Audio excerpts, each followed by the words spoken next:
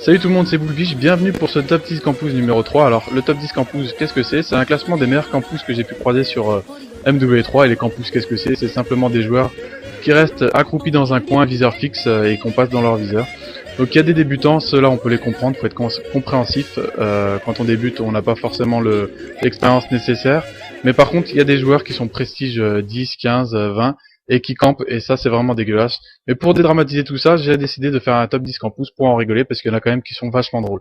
Je vous laisse regarder cette vidéo, on commence tout de suite par la campus numéro 10.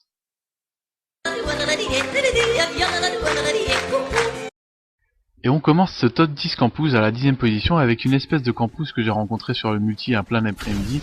Une après-midi tranquille où je vais me promener sur M2E3, regardez en bas à droite. Alors c'est une campus caméléon. Alors je tourne autour sans me rendre compte de sa présence, mais vous allez voir que je vais tomber face à face avec sa Betty déjà. Et voilà, la campus en question est ici. Donc c'est une campus caméléon très expérimentée, puisqu'elle a carrément changé de pseudo. On la confond avec d'ailleurs une personne que vous connaissez tous, Diablo X9 Pro. Alors c'est un campeur très fort pour se fondre dans le paysage et carrément changer de pseudo pour qu'on ne le reconnaisse même pas.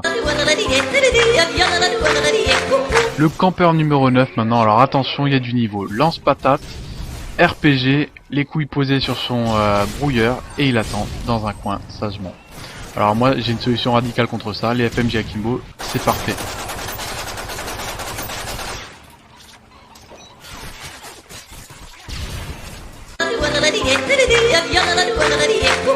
Voici maintenant la fameuse campus à l'arrière-train triangulaire. Donc celle-là elle est assez connue, elle se met dans les angles, son arrière-train s'emboîte parfaitement dans l'angle des murs des coins de map. Et bon, celle-là elle est pas très dangereuse, elle est même plutôt mignonne, regardez-la dans la grotte, là elle me fait marrer, moi je la trouve, elle est mignonne la pauvre, on dirait qu'elle a peur. Donc faut pas trop s'en approcher parce qu'elle peut être agressive. Mais bon, faut aussi avouer que c'est un petit niveau, donc faut être compréhensif. Il faut dédramatiser un peu, mais là on en rigole surtout parce que je trouve ça, allez, c'est mignon peu cher, elle a peur la pauvre. La campus numéro 7 est une campus que vous avez tous déjà croisé une fois, c'est la campus du fast-food d'Arcaden. Alors celle-là c'est assez compliqué de la voir puisque on peut pas l'avoir par le dos ni par les côtés, donc il faut y aller de front ou alors par-dessus les escalators. C'est ce que je vais faire avec une grenade bien placée. Faut être un joueur de pétanque quelque part. Mais celle-là elle est très énervante, donc elle mérite bien sa 7ème place. Je pense que plus d'une fois vous avez ragé sur des campus comme ça.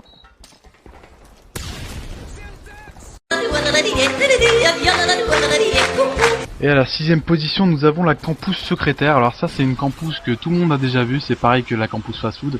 Ce petit bureau là il est infesté, c'est un genre de nid en plus, ça ressemble à ça. J'arrache tout 33. Bon c'est un écran splitté, lui aussi on l'excuse. Mais enfin il n'y a même pas de question d'excuser ou de pas d'excuser, de toute façon ils jouent comme ils veulent. Mais bon, en général la camp n'est pas faite pour aider les joueurs.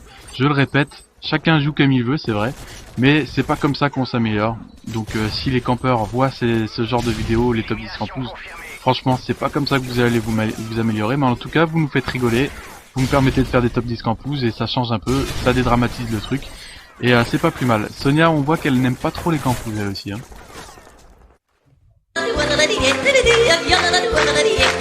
Et à la 5ème place, une variété de campus que je déteste et que je pense que vous détestez tous, c'est une campus d'intérieur, plus particulièrement la campus des escaliers. Alors celle-là, elle est horrible, tout simplement parce qu'elle a un avantage énorme sur nous. Elle attend en haut des escaliers, donc en général on est surpris, viseur fixe, très fourbe, je sais pas comment ils font pour s'amuser ces gens-là, à rester par exemple comme lui dans toute une petite pièce dans toute la partie. Et il quitte pas l'escalier et je sais pas, qu'est-ce qui fait que ce mec s'amuse à jouer comme ça? Je ne comprends pas. Donc cette variété de campus, elle est très dure à exterminer, à moins de la flasher et après d'arriver en espérant qu'elle ne soit pas viseur fixe dans l'escalier, parce que c'est très dur. Là vous allez voir que j'ai de la chance parce qu'au même moment elle jette la grenade, ce qui me permet de la tuer.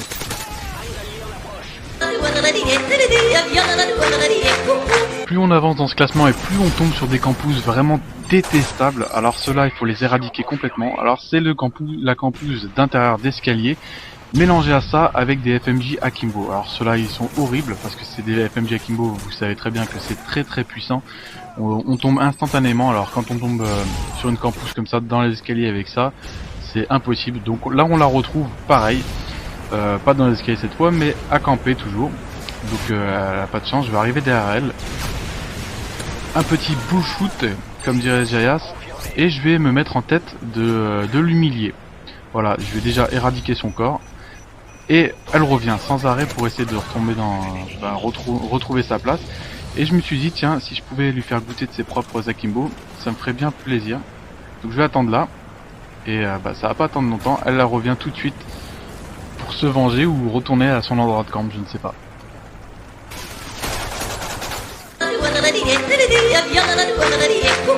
On est déjà à la 3ème place et alors cette fois on a une campouse feignante. Qui va squatter le lit, donc je ne sais pas c'est quoi son délire à elle aussi. Elle pose son C4. Technique très fourbe, mais qui peut être utile. Je ne sais pas, il faudrait essayer, mais bon, franchement j'ai pas la patience, il faut être quand même très patient parce qu'elle voit pas beaucoup de monde dans la partie. Et quand même, rester dans un coin comme ça sur son petit lit, je vois pas l'intérêt. Et en plus dans tous les cas, elle meurt. Donc voilà, toutes les campouses meurent au final. Et on peut voir qu'elles font en général pas souvent de gros scores, donc je comprends pas pourquoi elles continuent. Faudrait peut-être changer de stratégie.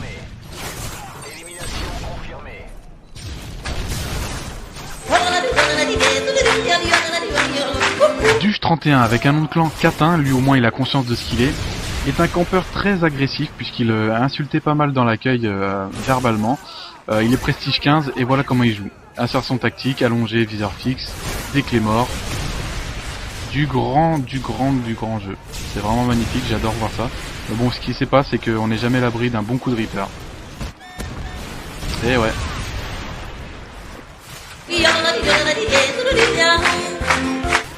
Le top du top, c'est pour la fin de la première place. Alors là, c'est une campus que j'avais jamais découvert.